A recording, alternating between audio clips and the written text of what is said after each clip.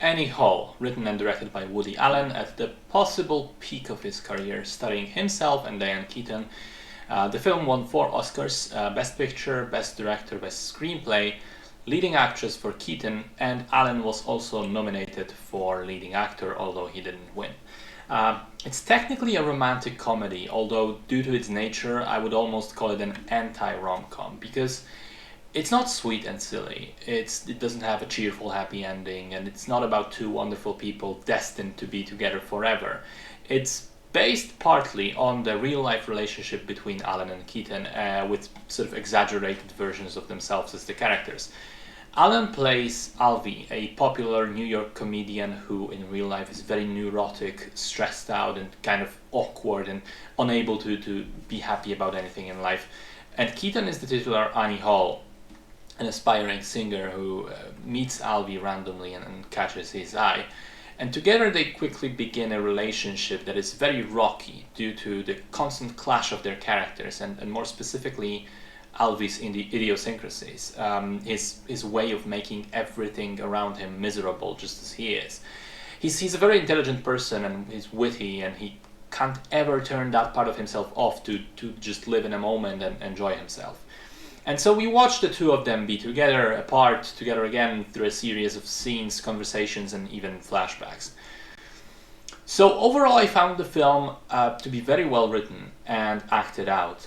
It also has an interesting, slightly chaotic structure where not all of the scenes are in order, sometimes we flash back and forth, sometimes Allen breaks the fourth wall by speaking directly at the audience, and sometimes there are even scenes where we sort of hear the thoughts of the characters spoken out loud. So there's a lot of playing around with convention and with the medium of filmmaking, which I enjoyed. And I can definitely see why this film is said by many to be the best Woody Allen picture.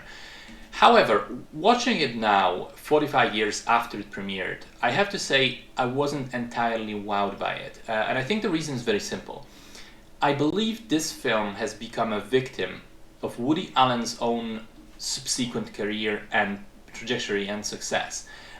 Because he went on to make so many movies that share similarities with Annie Hall. Intelligent, idiosyncratic protagonist, wandering around and having conversations with people and falling in love with impossibly beautiful and interesting women. In all of this, of course, projecting the writer himself into the scripts. Because he made a career of repeating a lot of those same elements, watching Annie Hall for the first time today isn't as impactful because I felt I've seen a lot of this stuff already.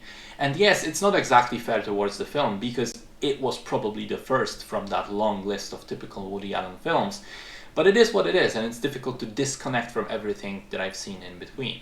So I think it is a good film. It's certainly been incredibly impactful over the years, not only on Allen himself but on other movies just as well. But I do feel that age, and more specifically the things that followed it, lessened its impact for new viewers.